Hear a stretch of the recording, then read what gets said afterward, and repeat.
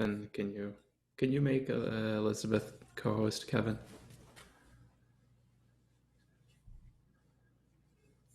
Someone's recording. That's good enough. Hi, everyone who is watching the recording, and welcome to this week's community call on Tuesday, September 15th.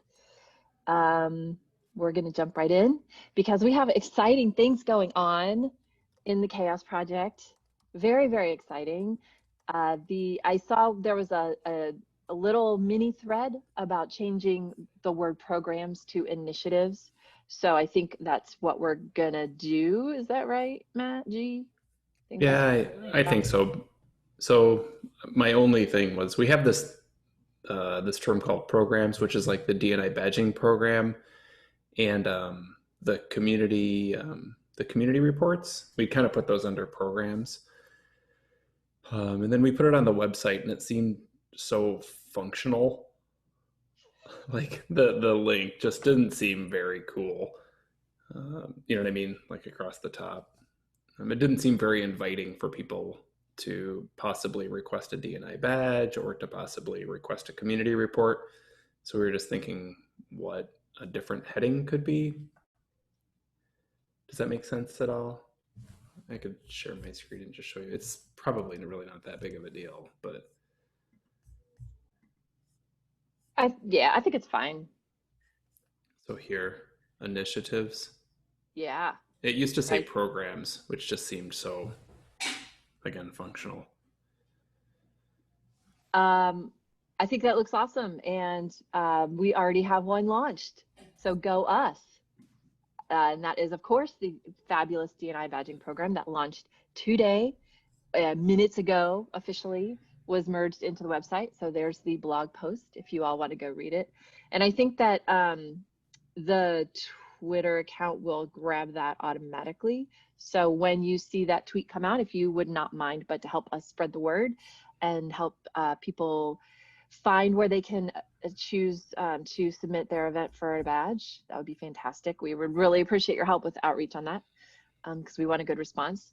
Maybe not too good, but we do have 6 reviewers, but you know, it's early on. So, but yeah, no, I think that's just fabulous work. Matt Snell, you want to say anything about that?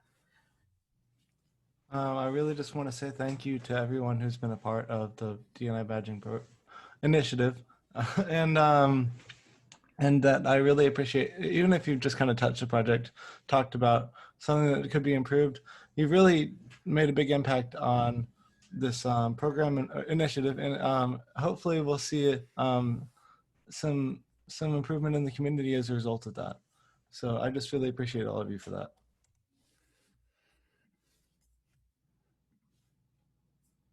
That's all I had. Any other comments or questions for Matt about this? Mine is, I'm super excited too. I'm a little terrified that we might get a lot of requests. And so just kind of making sure it goes well. I think the workflow is really good. And I think that we have like the review process. I think there maybe have to be some things that get worked out, which is totally fine. That's okay.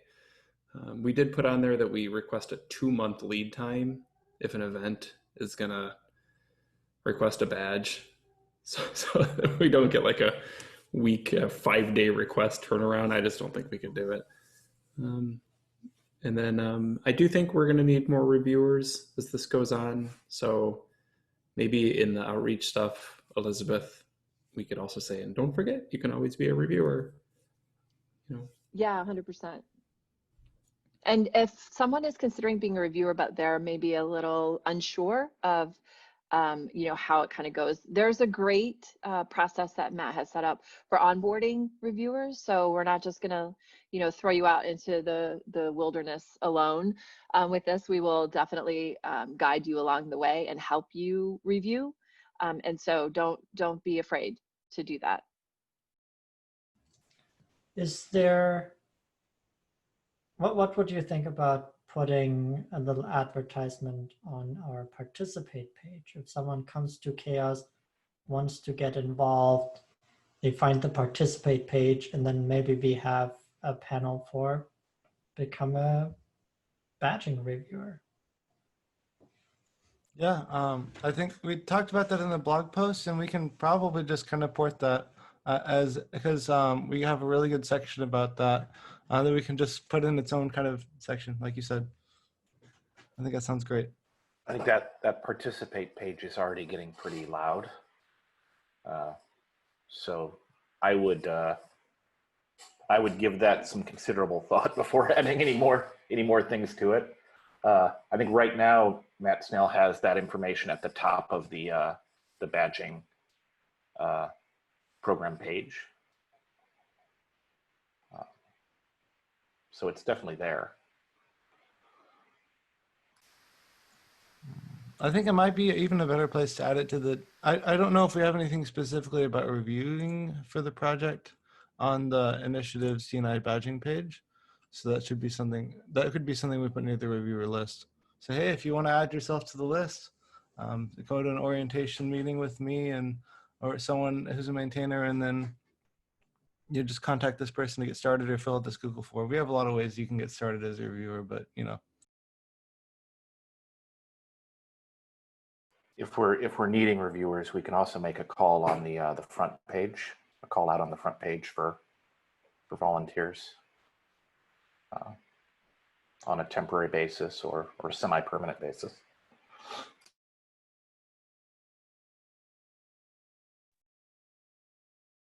Yeah, I like that idea a lot.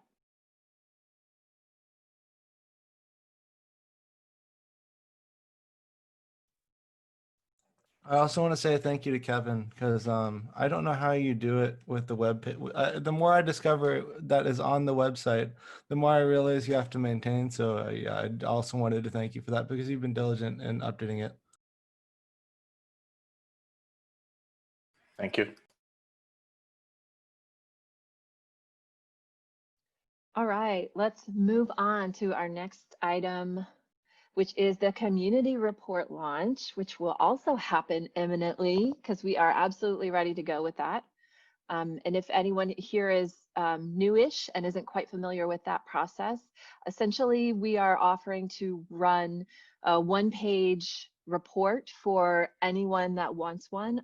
So that just gives them some high-level metrics around the health of their communities. And we just do one repo right now, and we have a couple-week turnaround, I think we say.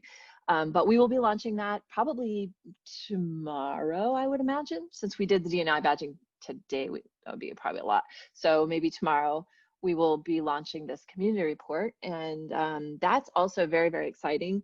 The report is made of 2 graphs from Grimoire Lab and 2 from Augur, and then we will be sending that out to the people directly who, oh, yay, there you go. Who's doing that, Matt? Oh, so good. It's almost like we planned that to happen, but we didn't. So good job. Anyway, that's what the report looks like, and yeah, so that's what the receiver will see when they get that, and obviously it will have their information there. So if anyone has any questions about that, let us know.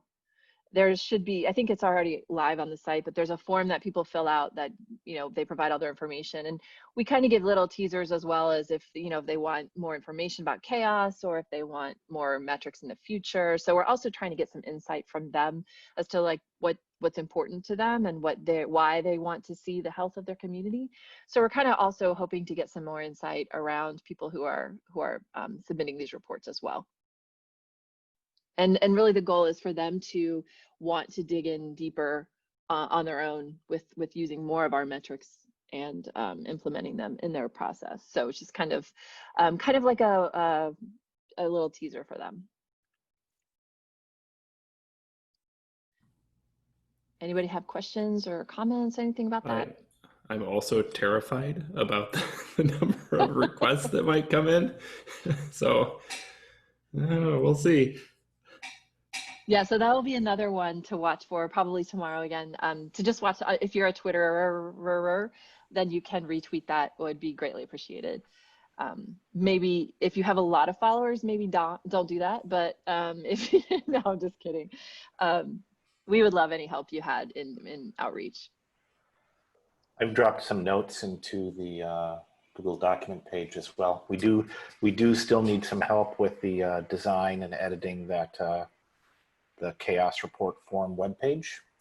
So as you said, the form is actually live on the website. However, it is not included in navigation yet. So there's a link there. You can peek at what it looks like. And we do need edits around that page. Oh, that's a great point. Thank you, Kevin, for bringing that up. So it might not be tomorrow. It might be the next day, depending on when we can get this page finished.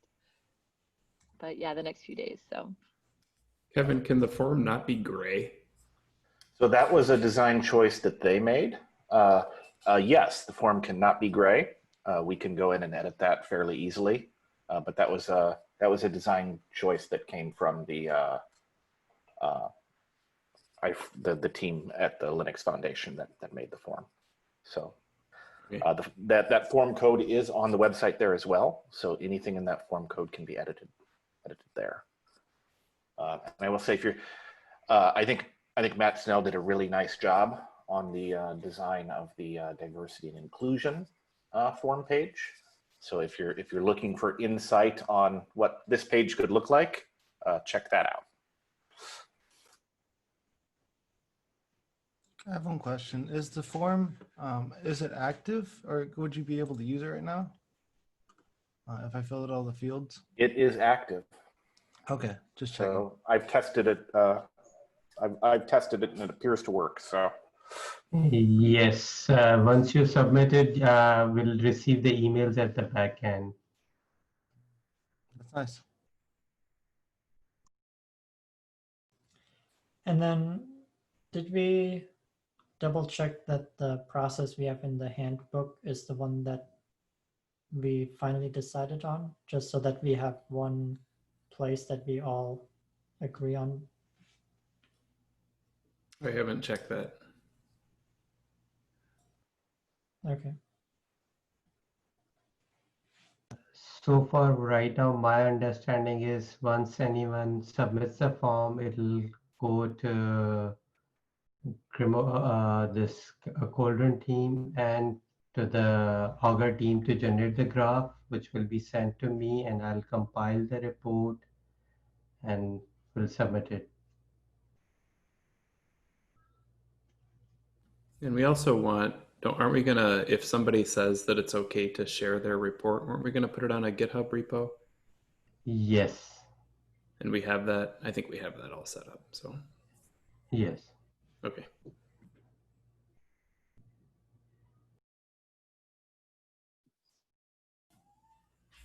Well, just so y'all know, I'm not working on anything for the next like month. I'm just going to make sure these two things don't don't collapse. if we have example reports or links to repositories where we can share reports, we should probably, it might be nice to include some of that information on the web page as well. I agree. I was going to mention something similar because I know we have an example of what a community report could look like, just to help people understand what they're getting into. And you mentioned you're going to be putting all of them on a GitHub repo. We might want to state that publicly. Oh, we ask if we can. It's part of the form. We ask if we can put it on publicly. Yeah. Would that be a link that you would put in the site as well, so people can see other ones? I'm not sure. Do you think it would be like have the link on where I'm pointing on the CHAOSS page that links to the GitHub repo? I mean, we're just going to use the repo to basically drop the PDFs in because that's the form they come at, but that's a good idea to have it on the website as well. The links over. If that's what you were saying. Yeah. Okay, cool.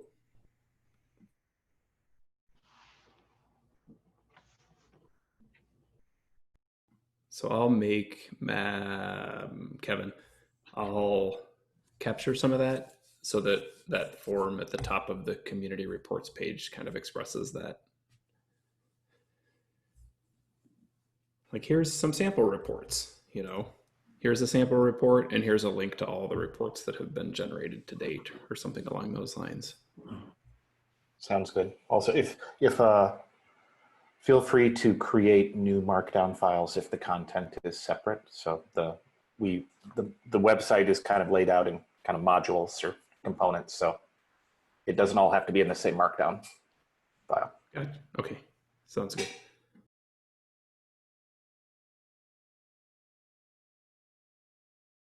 Awesome. Moving right along, unless anybody has anything else to discuss. Okay. Sorry, my dog is playing in the background. Yeah, so let's move on to the community handbook. I didn't know if Jaskrat had an update for us. If not, that's cool too. Hi everybody, yeah, sure. So I'm done with my 40% of the project, which is the creating the handbook. And finally, like, we are done with the community bonding period, and this week we start with the official, like, the doc development phase. And the interesting fact is that like, we're gonna revamp the, not really revamp, but we're gonna move the existing handbook, which is located on the GitHub, towards the new handbook. So I'm gonna write on a mailing list about the things which we have done so far, and how people can access or they can view the like, the handbook. And I'm I was supposed to work on the roadmap section for in the previous week, but I put that on a hold after discussing with Igor. So I'm working on the program initiative which we participates, like the Google Summer of Code, Outreach, and Google Season of Docs. I would be writing about, like, how to get involved as a student, what are the things required before GSOC, during GSOC, and the after GSOC, and similar things works for the mentors and for the other projects. So, well, yeah, this is all about, like, I've worked so far on the community handbook. And yes. Fantastic. Do people have questions, comments? I just want to say Jaskrat has done a lot of work even during the community bonding period already and moving the handbook forward. So I'm super excited for our new handbook. And Jaskrat also has some plans for making some visual additions to make it really look nice. So yeah. Thank you, Georg, for adding this. I just wanted to add few more things into this, that I had a conversation with the Errol Fox, who is one of the great designer in the working in the open source ecosystem, and they have agreed to help in the community handbook designing the visualization. So we would be connecting on a call, like, along with the other mentors, to discuss on the how visualizations needs to be accessed in the handbook, what are the requirements for it. So they mentioned that they would be available after the September 17. That makes sense, like, we have a lot of time available in the coming time. So that should not take much time to develop the things. So yeah, like, we would be discussing ahead, like, what things required and what visualizations are needed in the community handbook. And based on those things, we would be also taking into consideration about the open source license, as well as any other valid license which we need to put up for the visualizations. So yeah.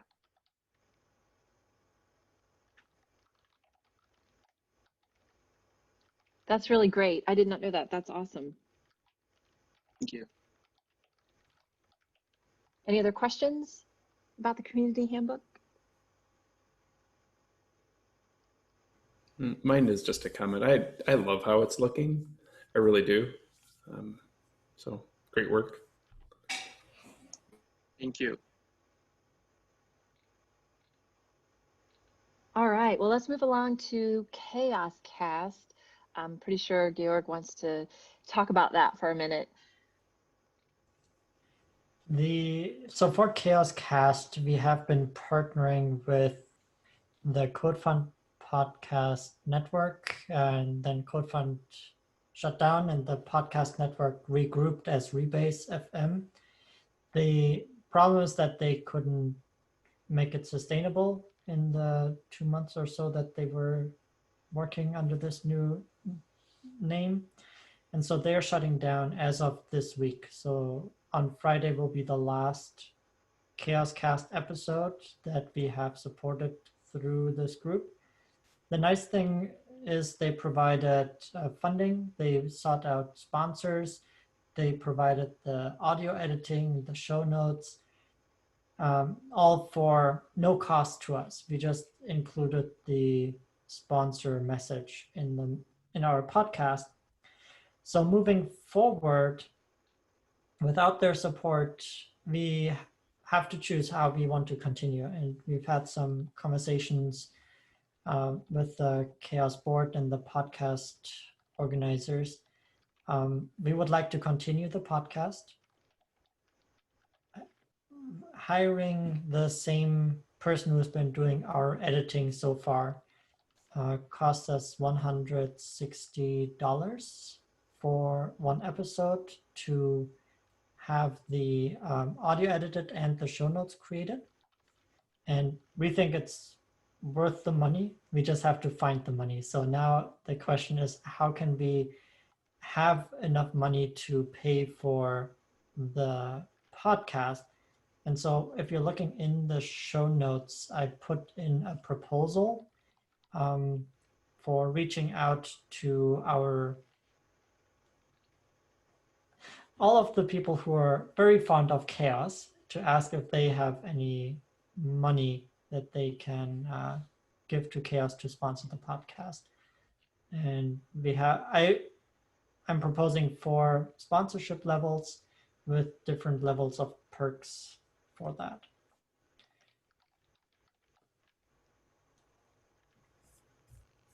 So one of my comments is whenever I listen to a podcast, so for example, like when I listened to the one that Dawn was on yesterday, a lot of the sponsors are companies I've never heard of, and I actually do go check them out. But I think like one was I don't know, is it a company that helps with community management? Maybe, kind of forget what it was, but like how do we find those? Like who are those people? I have no idea. It doesn't seem like anybody else does either. I think part of it is if you listen to a lot of podcasts, you start to kind of see the same advertisers over and over on a lot of the tech podcasts. So we could conceivably reach out to some of those companies.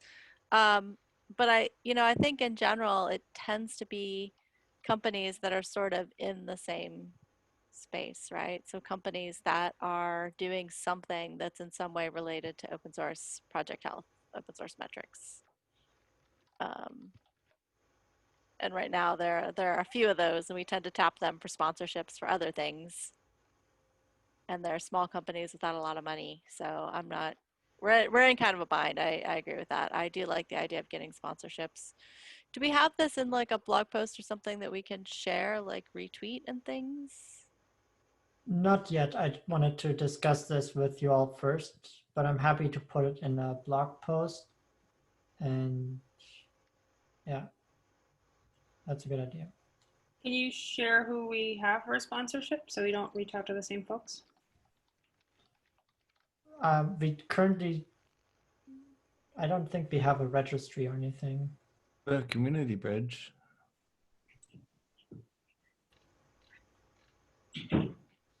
We want to maybe combine the efforts with CHAOSS.Con, the other place that we try to collect money. Maybe combine the efforts so that we're maybe raising money for CHAOSS.Con and the CHAOSS Cast at the same time, or talking to the same people, maybe.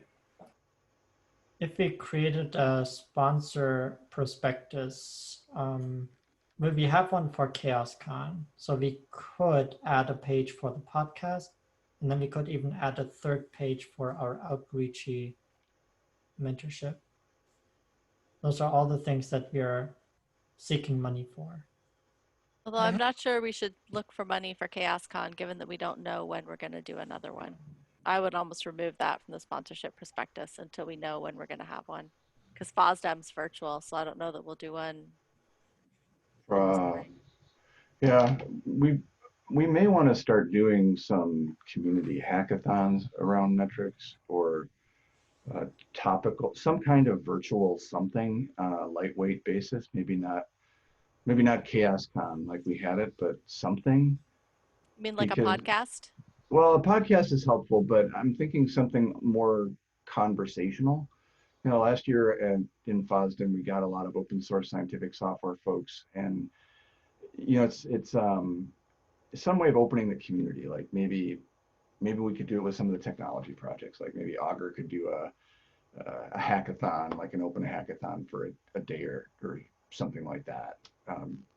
Just to see people getting engaged, and maybe a working group could do something similar to try to sort of overview what the project is and press out a couple of metrics that folks are interested in.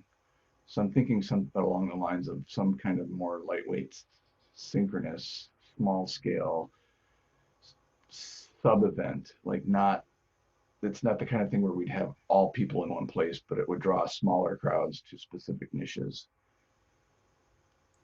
I like the idea of a hackathon a lot.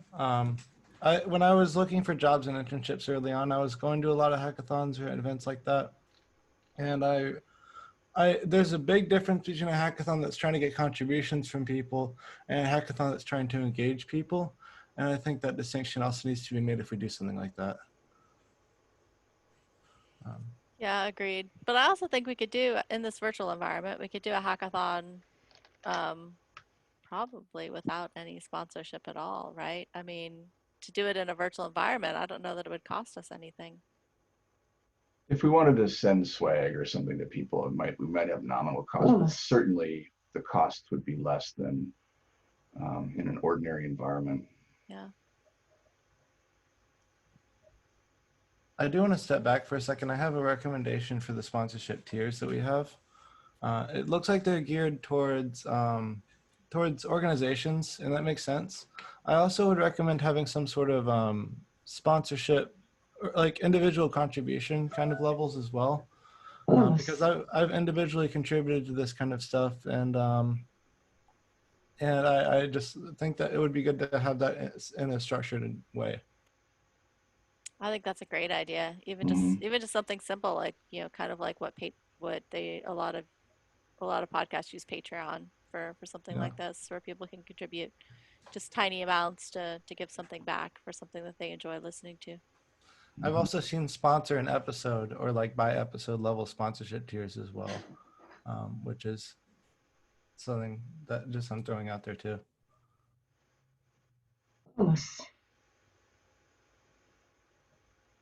What is that weird noise coming from your computer, Sean? Yeah, I don't have apparently don't have my do not disturb on. It's the sound that Slack makes when it sends me a message. So everyone should message you right now. No, I just turned Slack off, you people. Dang it.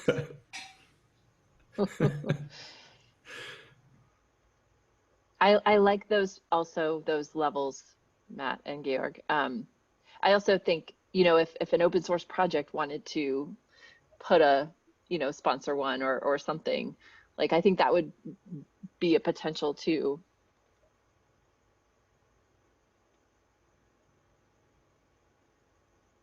It would also be worth asking the Linux Foundation for their suggestions.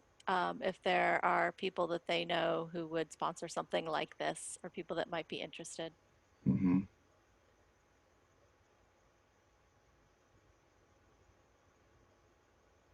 Are you talking about the hackathons or the podcast or both? Sorry, I was talking about the podcast.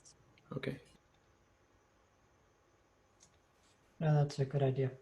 So if you go to the minutes, I added a personal level and episode level. And then we can have a month level, quarter level. I don't know if these level names make sense. We can also call them something else.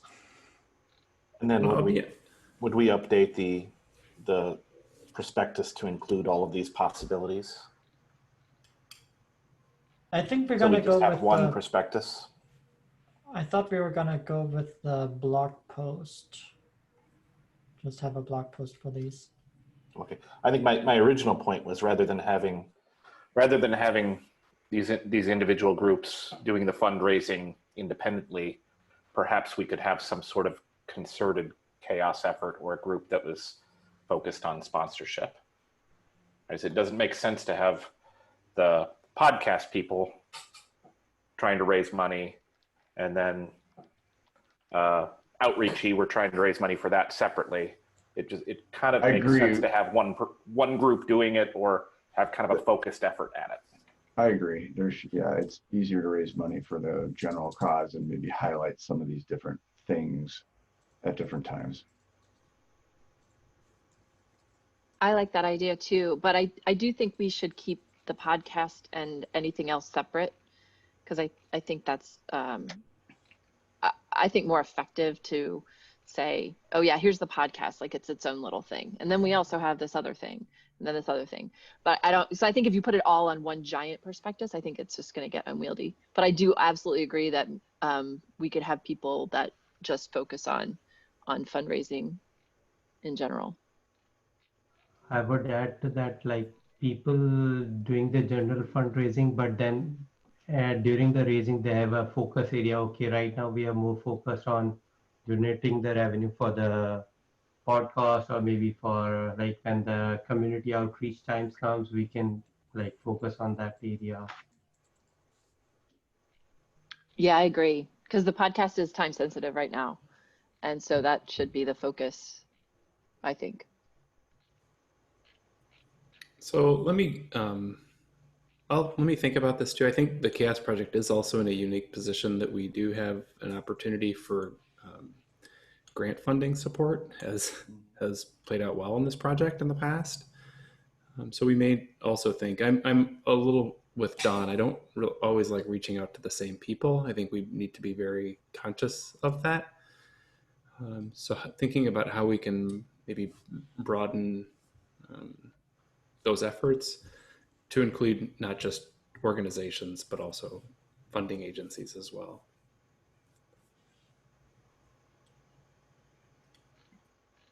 I think those are good ideas. And then just another small note, right? We're still working out. There was a minor issue with community bridge funding that we're hoping to get resolved. So if you look at some of the transactions, there were some funds that were kind of moved away from the CHAOSS project, and we're hoping to get those moved back to the CHAOSS project. So just on a be vague. On another note for the podcast, until we have a sponsor again, we're going to move to a bi-weekly release cycle to reduce the cost and to spread out how long we can have the podcast.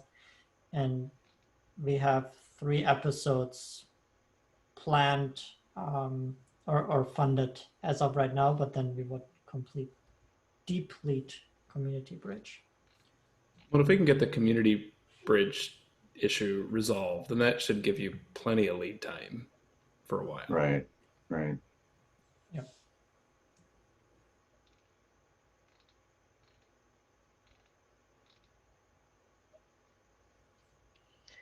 Anything else about the podcast or sponsorship / fundraising?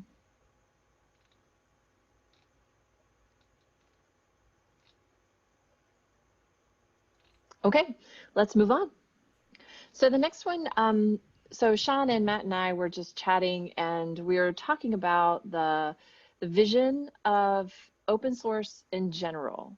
And so we just wanted to, and I'll let Sean and Matt jump in here as well, but we just wanted to kind of get your all's thoughts and opinions about where you think open source is going, or where would you like it to be in 5 years? I know it's hard to kind of envision anything right now because the world is extremely ambiguous and uncertain, but just wanted to kind of throw that out there and see what people's thoughts were. And Matt and Sean, if you have anything to add to I mean, that. I think this is a broad question. So right now we're focused on our own open source projects, the metrics for them. What do we have a collective vision or idea of what open source, like in general, like the big open source umbrella, may look like in 5 years, and how it would be distinct or different than it is today?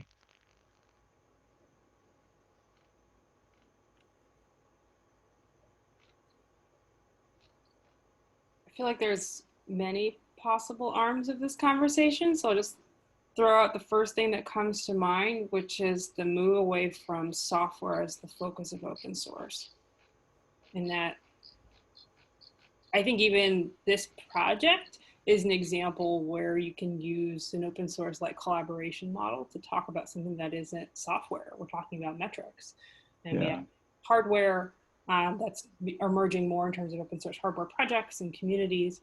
And I have started to see more open source like communities emerging around shared interests and shared topics that aren't necessarily explicitly called open source, but could learn and benefit from, say, the collaboration model, organizational model, governance model that or open source has worked through to create and establish collaboration models.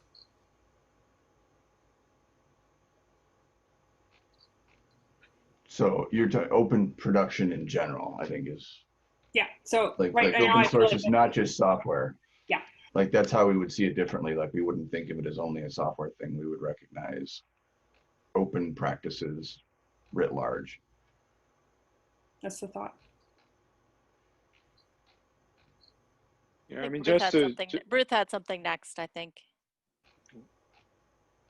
Hi everyone. So okay, where I'd love to see the open source ecosystem in 5 years is being open to beginners, because that's like it's like a struggle.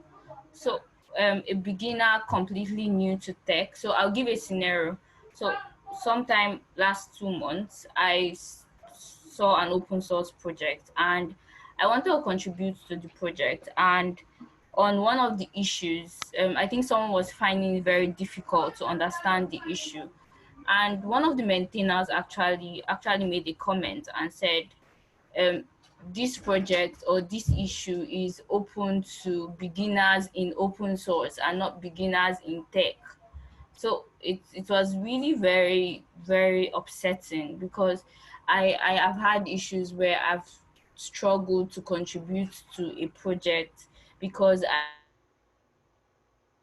I am just starting out in tech, and I've also had similar stories or heard similar stories from friends. So one thing I would love to see in the open source space is for every project to be beginner friendly, not just to someone uh, new in open source, but to everyone that is new in tech. Just even though you just all the code you just written in that point was just hello world, at least I can contribute to that project as a beginner, because it's actually really a pain point. And for most projects, or for some projects I've come across, I don't think they try to implement that, like creating issues where if a beginner stumbles on your project, I should feel welcome at first, or coming into the community, I should feel welcome saying hello, I should feel welcome in the meetings. If you're saying something technical, you should also consider that someone out there listening to you might just be hearing this for the first time. So even as I try to say the technical stuff, I say, okay, this is actually what I mean, because you never know who might be listening at that point. So I think that's one thing I'd love to see in the open source space in next 5 years.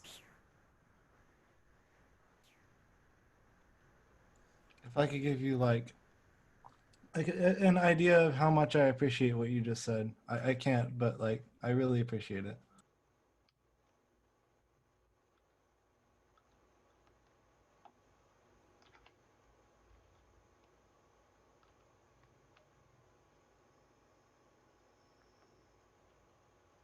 I mean, just to add on to like a previous comment is, I mean, even in open source software, I think too much of the focus has been on software itself and the code. So other contributions just sort of get ignored or not even measured. things like, helping somebody on a forum, answering questions, or even on Slack. Those things are like harder to measure, and then people making those contributions sort of get ignored or not recognized adequately.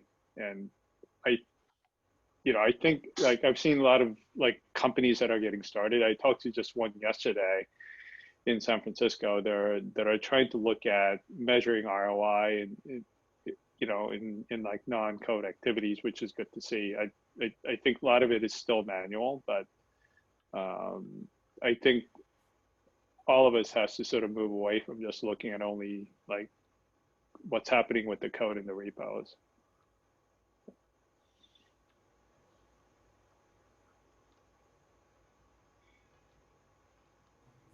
Yeah, I feel like Yeah. Kubernetes is a good example of a project that's starting to move in this direction that others can kind of model it on. I mean, we have loads of programs for newcomers. There are also, issues are tagged good first issues. And we've tried to actually move a lot of the traditional work that's not usually done in the repos to GitHub. So things like event organization and a lot of those things we've been trying to put into the repos into GitHub so that it starts getting tracked and measured and showing up in the showing up in dev stats. So I would love to see more open source projects kind of take the direction that Kubernetes has had with this, like trying to be really friendly to newcomers and trying to really help mentor people. And I would love to see more projects do that.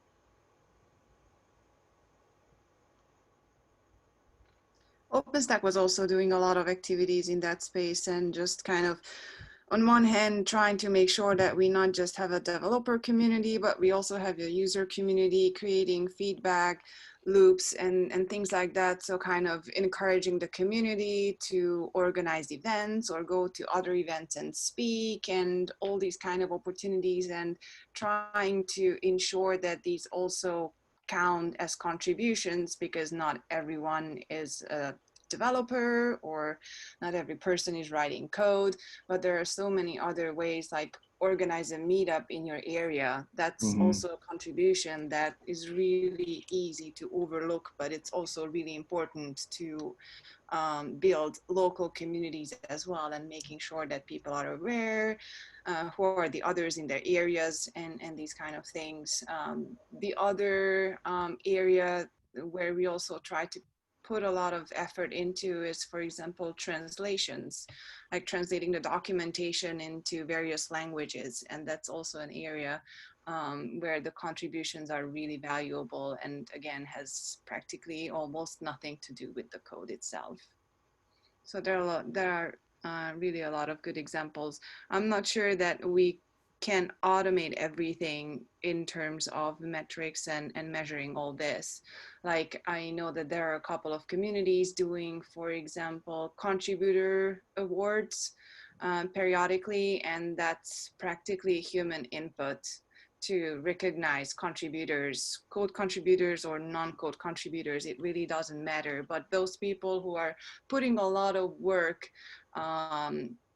into their contributions and they are not recognized. And I think probably the best way to recognize these people will remain based on human input for a long while. And I don't really necessarily think that it's a problem also, because somehow we need to keep the human factor as well, and just kind of build it into people that you can recognize others and help newcomers that way too as well. Just my 2 cents.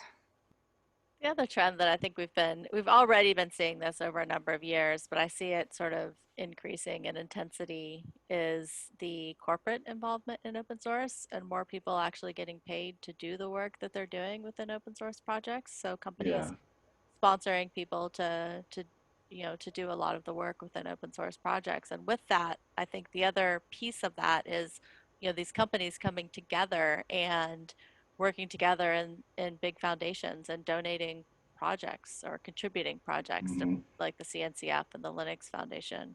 I know we do a lot of that at VMware when we get projects that have reached some sort of critical mass with other participants from other companies. We end up donating them to foundations so that we can continue to grow that. And I think I think that kind of corporate aspect of open source is continuing to increase and accelerate. Yeah, I agree. And one of the things that I know is an ongoing conversation is the sustainability of open source projects and the ecosystem as a whole. What Don was just talking about with companies being involved that just increase the stakes. But it's a conversation that is ongoing, and I don't know where we will land on that. I often think of, Yeah, the CNCF interactive landscape map. I'm talking about that giant thing. Yeah. And It so is like, but like, okay, so it's a bit overwhelming, sure, but like, could we look at the health of that? Like, is that even, like, if we just look at a project by project, are we looking at the health of a project kind of like by only looking at the pinky of a person, right? Like, we need to understand the entirety of how this project is positioned within an ecosystem to truly understand its health. We can understand it highly localized, but I think that's they always don't true. live that way. Yeah, I think it's that when we apply the metrics, we always know that, right?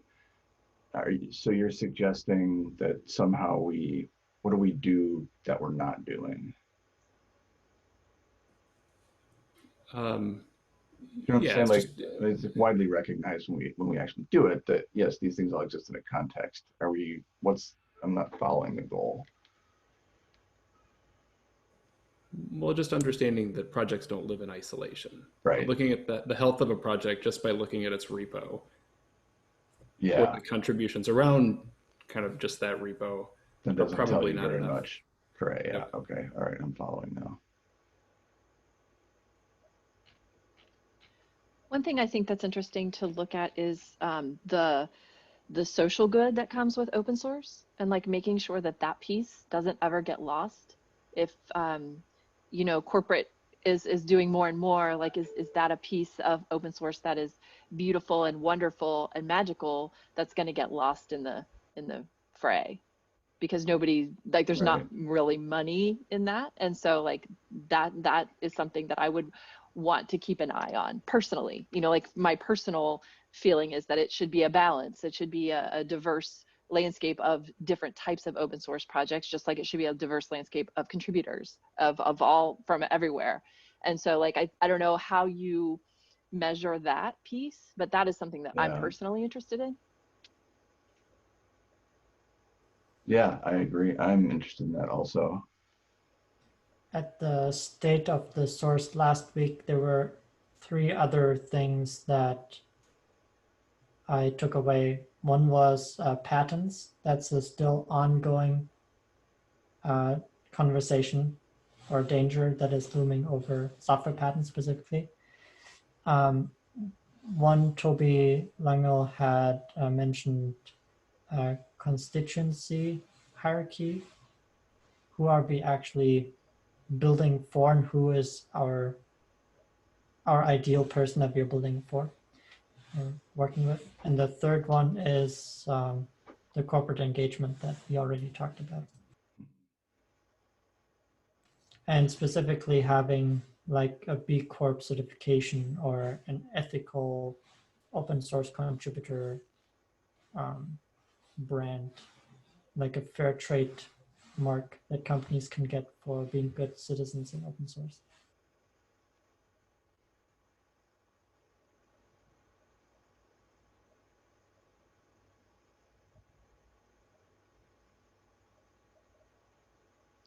So looking at the time, sadly, we are out of time and we did not get to everything on our agenda. Apologies for that. And I know this was kind of a big conversation. If people have further thoughts, Matt, Shaw, do you think they should email, or what would you recommend? Should we put something to the mailing list, or what? I think a mailing list discussion on this last topic might be helpful. Cool. Okay. Yeah, let's do that.